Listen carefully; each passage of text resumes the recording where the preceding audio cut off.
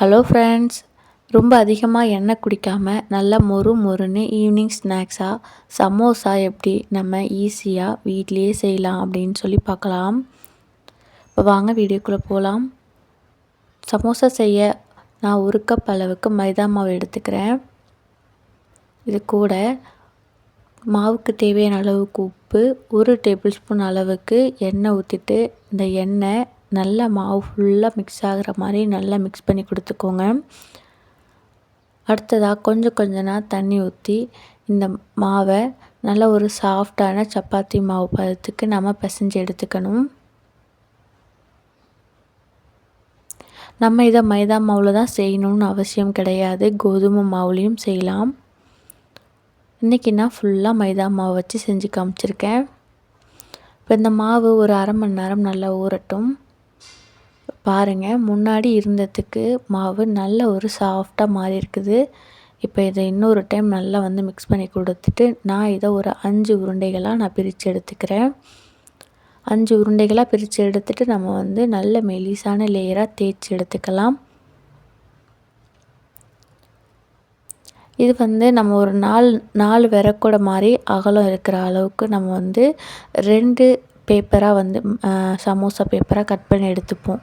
அதனால் அகலம் ஓரளவுக்கு ஒரு 8 விரல் அகலம் இருக்கிற மாதிரி கொஞ்சம் நல்ல நீளமானதாக எந்த அளவுக்கு உங்களால் தேய்ச்சிக்க முடியுதோ அந்த அளவுக்கு நீளமாக அகலமாக தேய்ச்சி எடுத்துக்கோங்க. பாருங்கள், இந்த அளவுக்கு திக்னஸ் இருந்தால் போதும். இப்போ இதை நம்ம அப்படியே எண்ணெயில் போடும் பொழுது நமக்கு ஷேப் சமோசா ஷேப்பும் அவ்வளோவா கிடைக்காது. அதே சமயத்தில் கொஞ்சம் எண்ணெயும் குடிக்கும். நம்ம இதை தோசைக்கல்லில் நல்லா ஹீட் பண்ணிவிட்டு 2 பக்கட்டும் ஒரு நிமிஷம் நல்லா போட்டு இந்த மாதிரி ஷீட் மாதிரி எடுத்துக்கலாம். ரொம்பவும் வெந்துடக்கூடாது, நம்ம சப்பாத்திலாம் வேக வைக்கிற மாதிரி. ஓரளவுக்கு அந்த அதில் இருக்கிற ஈரப்பதம் மட்டும் லைட்டாக குறைஞ்சா போதும். இப்போ இது எல்லாத்தையும் ஒன்றா அடுக்கி வச்சுட்டு நான் ஈவனாக கட் பண்ணி எடுத்துக்க போகிறேன். நமக்கு ஒரு உருண்டையில் 2 ஷீட் கிடைக்கிற மாதிரி நான் கட் பண்ணி எடுத்துக்கிட்டேன்.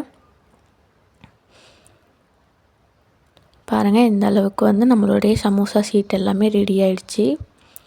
இப்போ அடுத்ததாக 1 டேபிள் ஸ்பூன் போல் மைதா மாவு எடுத்து வச்சுருக்கேன். இது கூடவே கொஞ்சம் தான் சுடு தண்ணி ஊற்றி இது நல்லா பேப்பர்லாம் ஒட்டுறதுக்கு யூஸ் பண்ணுவோம்ல, அந்த ஒரு பேஸ்ட்டு அந்த மாதிரி நம்ம ரெடி பண்ணிக்கலாம். இப்போ அடுத்ததாக நம்ம உள்ளே வைக்க ஸ்டஃபிங் ரெடி பண்ணிக்கலாம். நம்ம ஆல்ரெடி உருளைக்கிழங்கு வேக வச்சதை வச்சு ஸ்டஃபிங் எப்படி பண்ணுறதுன்னு வீடியோ போட்டிருக்கோம்.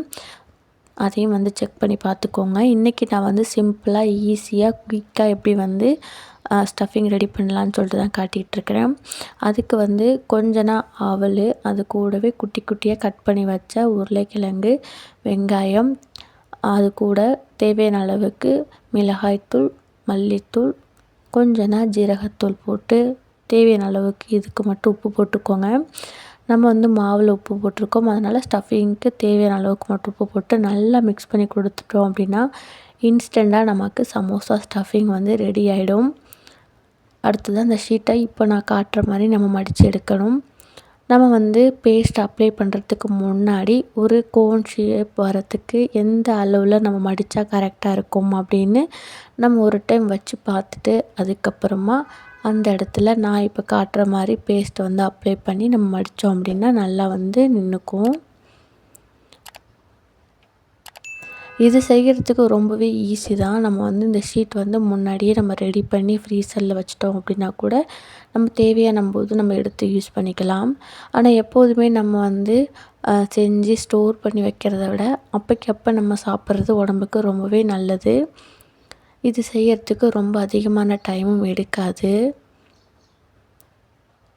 இது நார்மலாக நம்ம வீட்டில் செஞ்ச பொரியல் என்னைக்காச்சும் மீதம் ஆயிடுச்சு அப்படின்னா அதில் கூட நம்ம இந்த ஷீட் ரெடி பண்ணி சமோசா மாதிரி வீட்டில் குழந்தைங்களுக்கு போட்டு கொடுக்கலாம். இப்போ பாருங்கள், இப்போ 2 சைடும் நான் அப்ளை பண்ணதுக்கப்புறம் ஒரு கோன் ஷேப் வந்துருச்சுங்களா. இப்போ இதுக்குள்ளே நம்ம ரெடி பண்ணி வச்சுருக்கிற ஸ்டஃபிங்கை உள்ளே எடுத்து வச்சுக்கலாம்.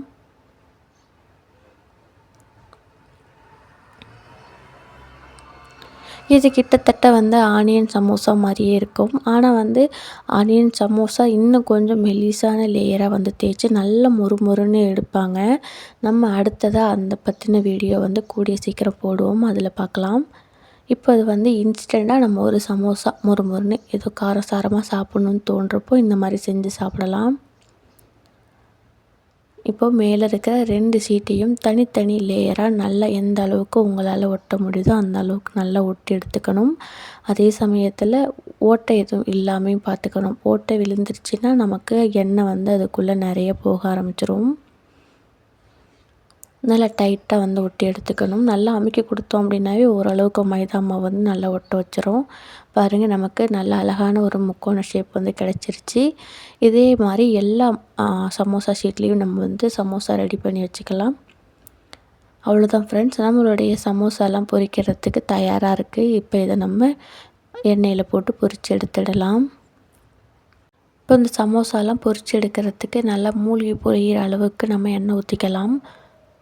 எண்ணெய் வந்து நல்லா ஹீட் ஆனதுக்கப்புறம் ஒவ்வொரு சமோசாவாக எடுத்து உள்ளே போட்டுக்கலாம். சமோசா உள்ளே போட்டோடனே இந்த அளவுக்கு நல்லா பபுள்ஸ் வந்து வேக ஆரம்பிக்கணும். ரொம்பவும் எண்ணெய் ஹீட் இல்லாமல் போட்டோம் அப்படின்னா சொத சொதன்னு வந்து கொஞ்சம் சமோசா மொறுன்னு வந்து வராது. அதே சமயத்தில் லைட்டாக எண்ணெய் குடிக்கும். நம்ம வந்து ரொம்ப வந்து ஃப்ளேம் அதிகமாக வச்சு வேக வைக்கக்கூடாது. மீடியம் ஃப்ளேமில் வச்சுக்கோங்க. அதிகமான ஃப்ளேமில் வச்சோம் அப்படின்னா சமோசா மேலே சீக்கிரமாக வந்து கலர் மாறிடும். ஆனால் உள்ளே வந்து அந்த அளவுக்கு வெந்து வராது. அதனால் மீடியம் ஃப்ளேமில் நல்லா கலர் சேஞ்ச் ஆகிட்டு பபுள்ஸ் எல்லாம் குறைஞ்சதுக்கப்புறம் நம்ம ஒவ்வொரு சமோசாவாக எடுத்து வெளியில் வச்சிடலாம். இது சாப்பிட்றதுக்கு நல்லா மொறுன்னு உள்ளே வச்ச வெங்காயமும் நல்லா வந்துட்டு வெந்து சூப்பராகவே இருக்கும். கண்டிப்பாக நீங்களும் வந்து இன்ஸ்டண்ட்டாக ஒரு ஸ்நாக்ஸ் ரெடி பண்ணணும் அப்படின்னா கண்டிப்பாக இதை ட்ரை பண்ணி பார்த்துட்டு டேஸ்ட் எப்படி இருக்குதுன்னு சொல்லுங்கள். Thank you for watching.